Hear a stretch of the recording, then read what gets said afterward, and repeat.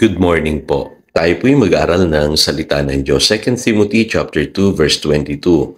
Kaya nga bilang isang kabataan, iwasan mo ang masasamang pagnanasa, subalit pagsikapan mong maging matuwid, tapat, mapagmahal at mapayapa, kasama ng mga taong may pusong malinis at tumatawag sa Panginoon.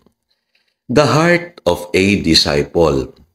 Pwede ba nating itest yung quality ng ating puso o yung quality ng puso ng ating pong mga dinidisciple? Pwede po. At dito po makikita po ninyo sa text natin today, si Timothy po ay disciple ni Apostle Paul. Kaya pinapaalalahanan po ni Apostle Paul si Timothy, sa kalagayan ng kanyang puso. At ganun po dapat ang mga nagdi-disciple. Binabantayan nyo at sinusubaybayan nyo po yung inyo pong mga alagad, kung ano po yung kalagayan ng kanilang puso. Kasi mapapansin nyo po, si Timothy po ay nasa kabataan pa niya. Kaya ang sabi po rito sa English Bible, flee the evil desires of youth and pursue righteousness, faith, love, and peace along with those who call on the Lord out of a pure heart. Ngayon, mahalaga na dito pa lamang sa umpisa, sa pag-aaral natin, ma-discern na natin yung kalagayan ng ating puso at yung kalagayan po ng puso ng ating mga dinidisciple. Kaya medyo magkaroon tayo ng konting basagan. Medyo tough itong lesson natin. Today, sa Biblia po kasi mahalaga po yung mga motives, intentions, priorities, and lifestyle. Para sa akin po dito marireveal kung ano yung kalagayan ng puso ng isang tao. Kasi kung naalala nyo po, sa Biblia, ang sabi sa Matthew chapter 6 verse 21, "For where your treasure is, there your heart will be also." Kaya nga sa verse 24, ang sabi, "You cannot serve both God and money." So napakahalaga ng kalagayan ng puso ng isang tao sa paglilingkod sa Diyos. Madaling makita kung siya ay sa Diyos o iba yung kanyang pinaglilingkuran. Kaya sa Biblia mayroong tragic story, yung istorya po ni Demas na binabanggit sa 2 Timothy chapter 4 verse 10. Ang sabi ni St. Paul, "For Demas, because he loved the world, has deserted me." So dito, isang disciple po ni St. Paul, ang pangalan ay Demas.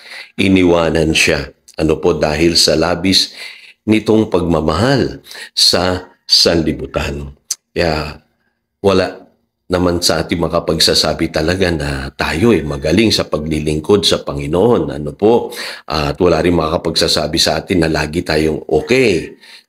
Pero ang mahalaga, lagi nating i-discern ang kalagayan ng ating puso para wag tayong matulad kay Demas. Ngayon, paano natin matitest yung ating puso? Unang-una po, motives. Sabi sa Colossians 3:17, "And whatever you do, whether in word or in deed, do it all in the name of the Lord Jesus Christ." Kaya ang isang disciple, madidiscern nyo kagad yan kung sa buhay niya ang kanya pong gino-glorify ay si Lord. Pero kapag ang isa pong tinuturuan ninyo ay ma-pride, pag malaki, may ibang motibo kaya pumupunta sa gawain ng Panginoon, yun po'y babantayan po ninyo. Pangalawa po, yung intentions. Tandaan niyo po, ang Word of God po, sabi sa Hebrews chapter 4 verse 12, "It judges the thoughts and the intentions of the heart." So ibig sabihin, kapag nakakarinig tayo ng Word of God, parehang espada na magkabila ang talim. Nasusugatan tayo. Pero at the same time, gumagaling tayo. Kaya mahalata niyo po yung mga totoong disciple, teachable po yan. Pero yung mga unteachable ang spirit, yung ayaw magpaturo, ay hindi po totoong disciple yan. Kung ako po tatanungin ninyo, kapag nahalata ko po na unteachable ang isang tao, agad-agad hindi ko na po tinutuloy yung pagdi-disciple ko sa kanya. Kasi kailangan po teachable ang spirit ng isang disciple.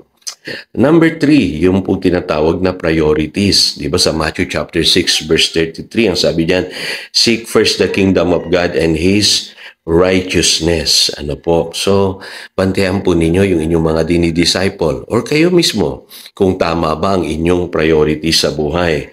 Kasi minsan may inuuna po tayo na higit kaysa sa Lord. Ano po? Sa mga kabataan, obvious po yan. Ano po? Makikita ninyo, inuuna nila yung kanilang mga interest, inuuna nila yung kanilang mga kaibigan, barkada, love life, ano po, yung mga games, kaysa sa church.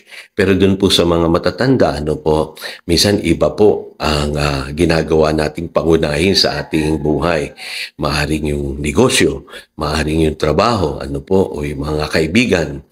At dyan yung makikita po kung talagang tama po ang priority ninyo sa buhay. Ano po, kaya tandaan niyo po yung Matthew 6:33 para po sa ating lahat yan. Ano po, unahin natin ang paghahari ng Diyos at ang kanyang katuwiran. Panghuli, ito po, another way to discern the heart of a person, yung lifestyle po. Ano po, sabi sa Luke chapter 12 verse 23, life is more than food and the body more than clothes. Kaya sa buhay dapat po maging simple lang tayo at huwag natin iibigin ang sanlibutan. Yan ang paalala ng 1 John chapter 2 verses 15 hanggang 16. Kaya ang babantayan niyo po sa inyong buhay at doon sa mga dinidisciple po ninyo. Kung sakali, ano po ay yung mga excesses, yung marami silang mga gusto sa buhay na mga material na bagay. Yung mga uncontrolled appetite, ano po, yung hindi mapigilang mga gawain, ano po, mga bisyo, at kung ano-ano pang mga kaluhuan sa buhay. Lalo na yung mga makikita po ninyo minsan napakaluho sa pananamit, ano po, sa pagkain, babantayan po ninyo yun. Ano po, kasi hindi pa po surrendered yung ganoong buhay. Ano po, kaya iingatan po ninyo. So, ano po hahanapin natin? Look for a heart that pursues righteousness, faith, love, and peace. Ano po yung malinis na puso? Tama ang motibo, tama ang intentions, tama ang priorities, at lifestyle. Tayo po'y manalangin. Lord, salamat po muli sa paalala ngayong umagang ito. Nawa, taglayin namin sa aming puso yung heart ng totoong disciple. Salamat po at tinatanggap namin ang katuroang ito ng buong puso. Yan po aming panalangin. In Jesus' name, Amen.